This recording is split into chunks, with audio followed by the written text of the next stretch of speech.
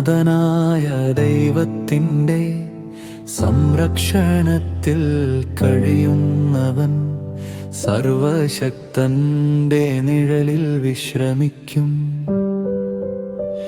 ഞാൻ പറയും, കർത്താവാണെൻ്റെ അഭയം, എൻ്റെ കോട്ട, ഞാൻ വിശ്വസിക്കുന്ന എൻ്റെ ദൈവം. അവൻ നിന്നെ കുടുക്കുകളിൽ നിന്നും അപകടകരമായ രോഗങ്ങളിൽ നിന്നും രക്ഷിക്കും. അവൻ തൻ്റെ ചിറകുകൾ കൊണ്ട് നിന്നെ മൂടും. അവന്റെ ചിറകിൻ കീഴിൽ നീ സുരക്ഷിതനാകും.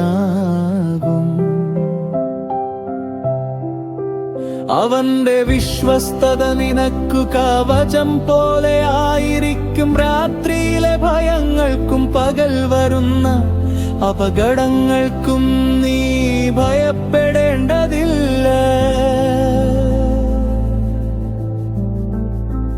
ഇരുട്ടിൽ വരുന്ന രോഗങ്ങളെയും പകൽ നശിപ്പിക്കുന്ന ദുരന്തങ്ങളെയും നീ ഭയപ്പെടേണ്ടതില്ല. നിന്റെ ചുറ്റിലും ആയിരങ്ങൾ വീണാലും, നിന്റെ സമീപത്ത് 10,000 വീണാലും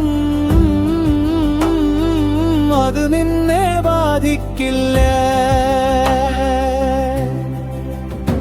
നീ നിന്റെ കണ്ണുകളാൽ ദുഷ്ടരുടെ ഫലം കാണും. നീ കർത്താവിനെ നിന്റെ അഭയമായി തിരഞ്ഞെടുത്തതിനാൽ യാതൊരു ദോഷവും നിനക്ക് സംഭവിക്കില്ല. യാതൊരു ദുരന്തവും നിന്റെ വീട്ടിനെ സമീപിക്കില്ല. അവൻ തന്റെ ദൂതന്മാരെ നിന്റെ കാര്യത്തിൽ കൽപ്പിക്കും. അവർ നിന്റെ എല്ലാ വഴികളിലും നിന്നെ കാത്തു സൂക്ഷിക്കും. അവർ നിന്നെ കൈകളിൽ താങ്ങും. നിന്റെ കാൽ കല്ലിൽ ഇടരാതിരിക്കേണ്ടതിന് നീ സിംഹത്തെയും പാമ്പിനെയും കീഴടക്കും. ഭീഷണികളെയെല്ലാം നീ ജയിക്കും.